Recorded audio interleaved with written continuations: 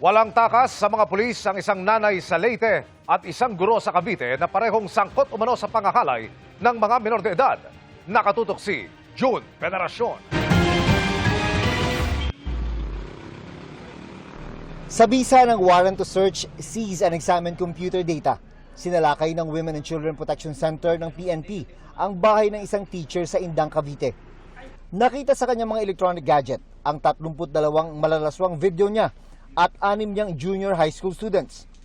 Ginagawa niya ng kahalayan sexual itong mga minor de edad na kanyang mga biktima. May mga images na si teacher tsaka si bata, parehong bata, grupo sila. Ang panghahalay nangyari umano sa bahay ng guro pagkatapos ng kanilang klase. Every abuse, nagbibigay siya ng konting halaga. Binibigyan niya itong mga batang ito. 100, 300. Idilusad ang operasyon ng Women and Children Protection Center ng PNP matapos umano mag-leak sa internet ang mga video ng teacher kasama ang mga biktimang estudyante. Arestado ang guro at nahaharap sa kasong paglabag sa Anti-Online Sexual Abuse or Exploitation of Children and Anti-Child Sexual Abuse or Exploitation Materials Act, kaugnay ng Cybercrime Prevention Act. Sinusubukan pa naming makuha ang kanyang pahayag.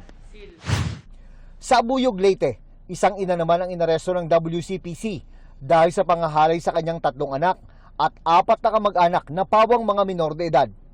Isang Norwegian na nasa labas ng Pilipinas ang buyer umano ng mga video ng naarestong ina.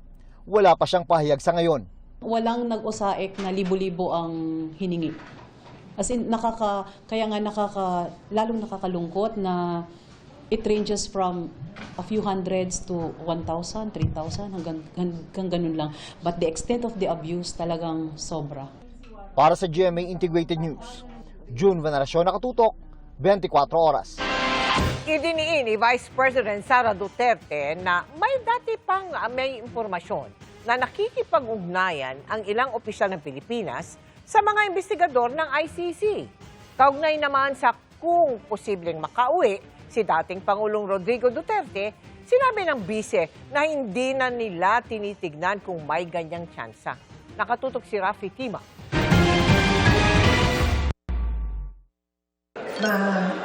Nostalgic ko na bati na po ang kamingaw sa Davao, sa Mindanao.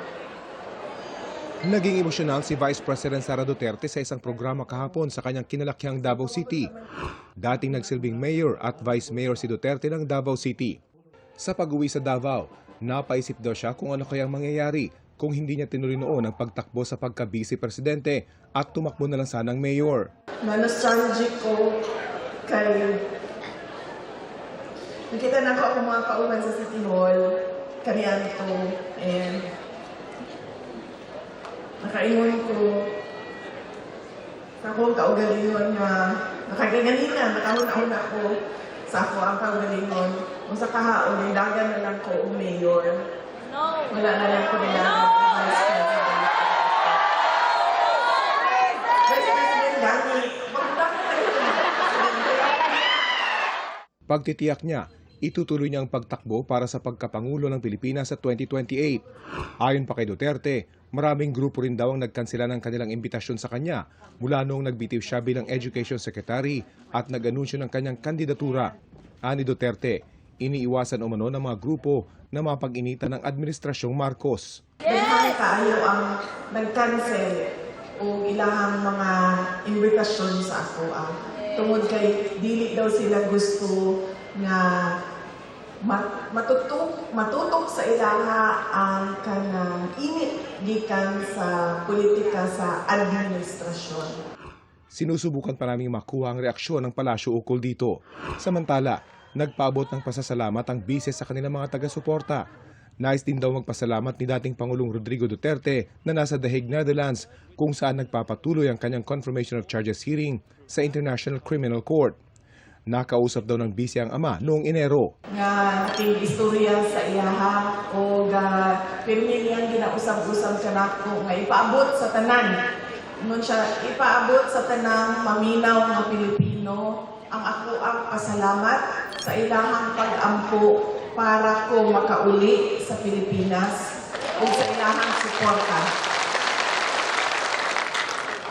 Bisan ka man o naa ko sa laying lugar.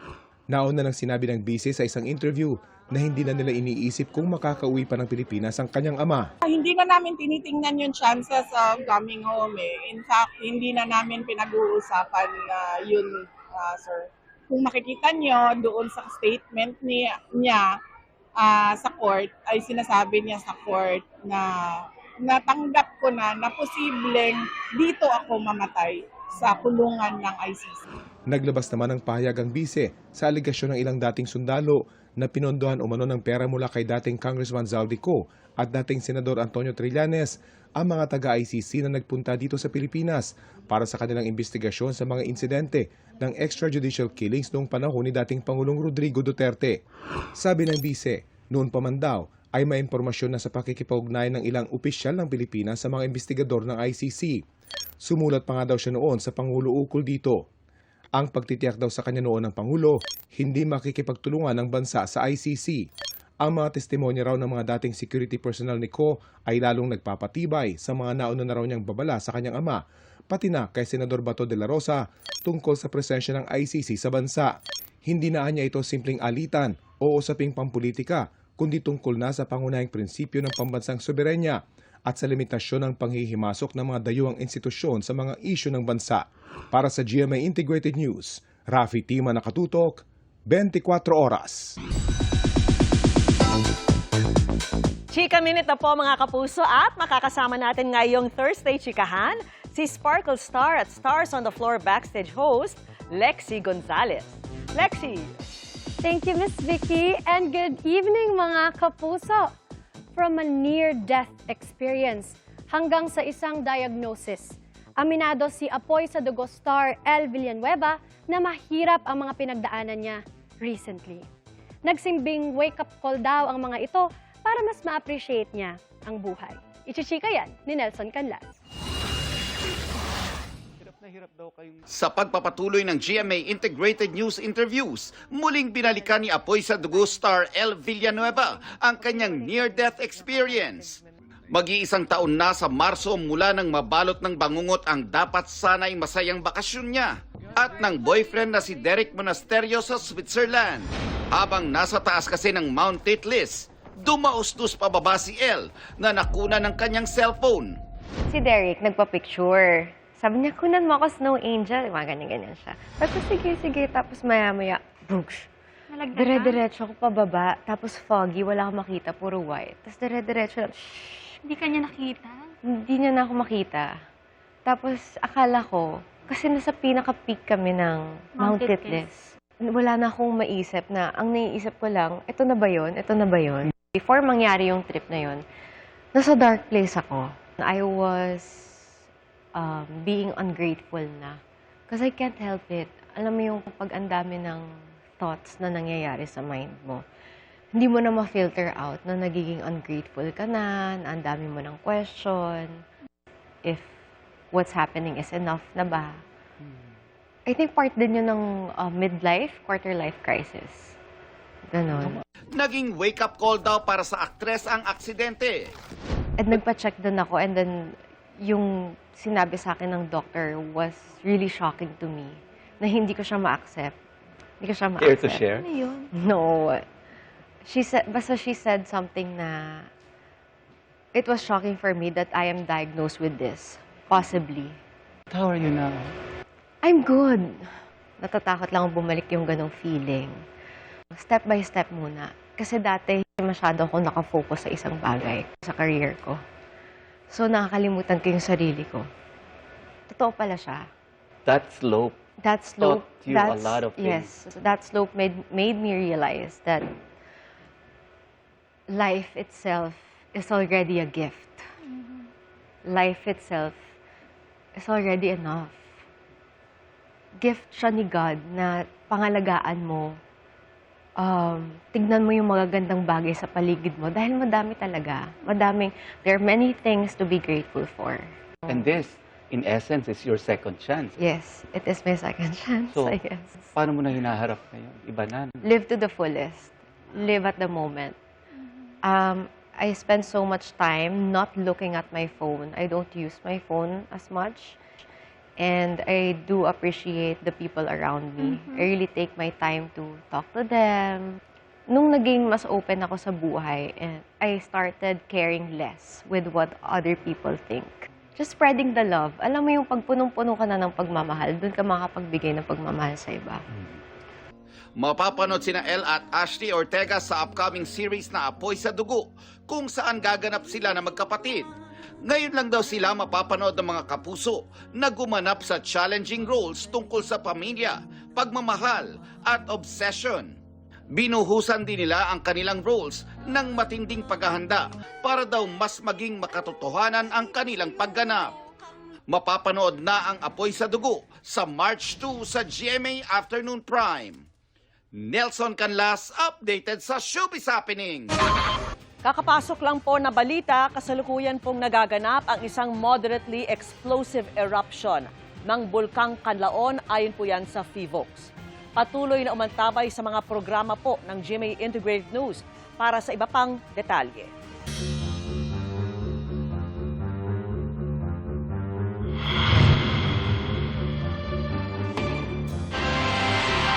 Mga kapuso, hindi lamang sa mga opisina ng gobyerno mabagal ang usad ng mga pila. Pati ba naman sa pabahay, may inaabot ng 2 taon bago payagang makalipat sa halip na 2 linggo lamang. Sa pagpapatuloy ng ating serya Contra Red Tape, backlog ng National Housing Authority naman ang ating bubusisiin. Dahil kung taga NHA ka, nagsisilpi ka dapat. Bawal ang red tape. Tutukan ang special report ni Mark Salazar.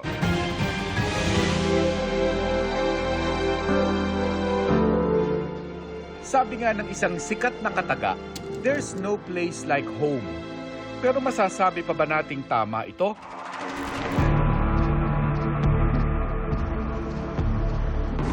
Kung hindi naman lahat ng tao ay may mga bubong sa ibabaw ng kanilang ulo. Opo, pangarap na hirap kami. Karoon pa kayo ng sariling bahay.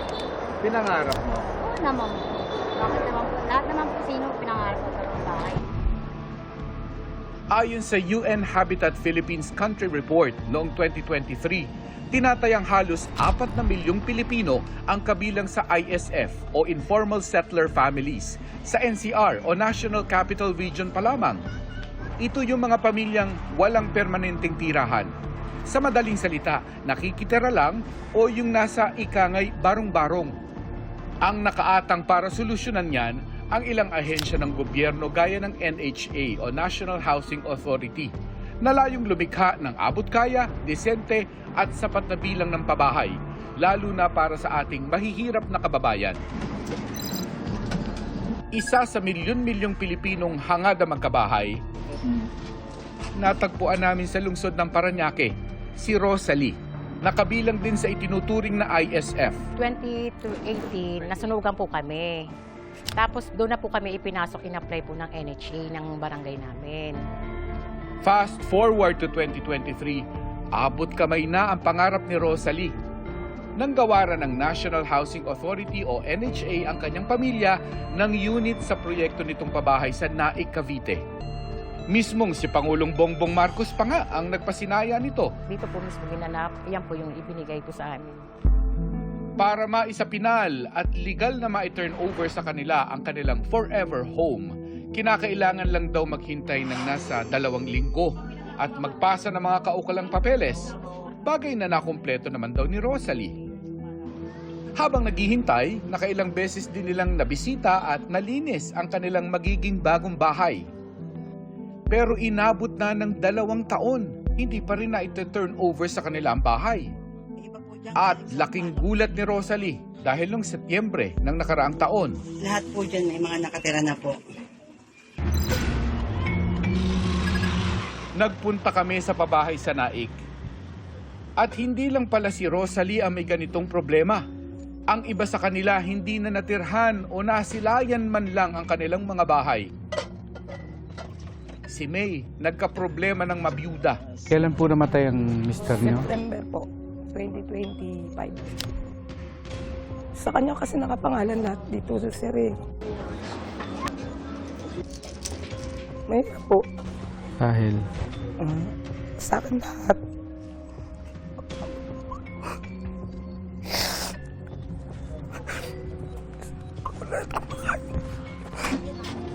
Dahil sa asawang pumanaw na kapangalan ang inaward na bahay. Papunta ako ng NHA para magpanibagong requirements. Hindi po ako nakapunta. Hanggang ngayon po, hindi ko pa po alam kung paano ang proseso. Ang ganitong gawi, red tape na, red flag pa. Makatarungan pa ba ang ganitong kahaba at kakomplikadong proseso? Ayon sa listahan ng ARTA o yung Anti-Red Tape Authority, lumalabas na ang NHA o National Housing Authority ay isa sa pinaka-complained o nirereklamong GOCC o Government-Owned and Controlled Corporation. Maraming reklamo ay yung napakarami daw na dokumentong kailangang isubmit at ang super complicated na proseso. Kaya tuloy ang tanong ng marami, ang dream house ba namin mananatili na lamang na pangarap? Hiningi namin ang panig ng punong tanggapan ng NHA. Ine-refer nila kami sa tanggapan nila sa Region 4A. Ano yung reaction nyo? Kasi nasama rin kayo doon sa ARTA. Most complained against na GOCC. Nagbawas na kami. Isang ID na lang hihingi namin para ma-award sa kanila. Then we are trying our best naman na mapabilis pa yung system namin. Problema pa ang backlog sa pabahay. Sa huling bilang, nasa 6.5 million units ang kailangang habulin na maipatayo. Ayon sa isang opisyal ng DSUD o Department of Human Settlement and Urban Development, baka raw umabot pa yan ng 10 million mark bago matapos itong administrasyong ito. Hindi makahabol ang housing sector kasi nga medyo malaki ang budget na kinakailangan. Magkano? Para mahabol na at kailan natin ma-stop yung gap. We need trillions of pesos. Kung binigay na lang sa amin yung sa flood control, baka natapos pa namin yung flood namin. Yeah. Kaugnay sa kaso ni Rosalie, eventually na-award sa iba na taga Maynila naman. We give them the timetable. But apparently, 2 years after, hindi nakapaglipat si Parañaque. So, nakatiwangwang pa rin yung mga units. Nakipag-communicate kami sa mga LGUs, hindi pa rin sila tumupad doon sa timetable. So, ang nangyari, kung sino yung mga cities na talagang immediate din yung kailangan nila at sila yung nakipag-usap with the receiving LGU, sa kanila namin inallocate. Paliwanag ng Parañaque LGU. Nagkaroon po kasi ng moratorium ang Cavite na hindi tatanggap muna ng mga relocatees. Naging kami ng clarification dyan during sa isang meeting namin na dito sa NHA Pasay, Parañaque, na bakit gano'n na merong bagong mga beneficiary doon samantalang meron pong kasing hawak na certificate of flood assignment yung mga beneficiary na yan. Kinumpirma ng NAIC LGU na nagsuspindi sila sa pagtanggap ng mga relocatee dahil kulang nila ang mga community facility sa mga pabahay ng NHA. Kaugnay naman sa mga taga Maynila na nakalipat, nauna na raw itong naproseso bago sila naghigpit sa pag-relocate. Ba't parang may mali? May mali in the policy, don't you think? All I can say is, dapat talaga pag meron tayong mga resettlement projects, hindi lang housing ang may budget. Pag nagpaplano ang NHA, kasama ang community facilities sa binibigyan namin ng lot allocation. Pero yun nga, ang nabibigay lang sa amin na budget is the housing and land development component. Total ay narito na lang din kami sa NAIC. Pinuntahan na namin ang sanay bahay ni Rosalie. Nakilala ko rin ang pamilyang nakatira roon ngayon, pero hindi na nagpaunlak ng panayam. Naiiyak ka? Siyempre, sir, bahay mo tapos di ba iba nakatira.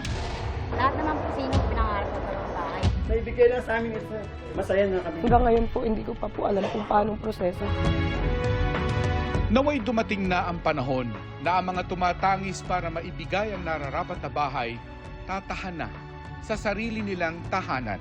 Hindi ba't ang pagubili ng saligang batas sa Estado ay magkaroon ito ng programang pabahay na disente at abot kaya ng mga nangangailangan? At sa mahabang panahon nakita nating meron nga, pero kakaunti. At ang kaunting ito ay halos imposible namang makamit.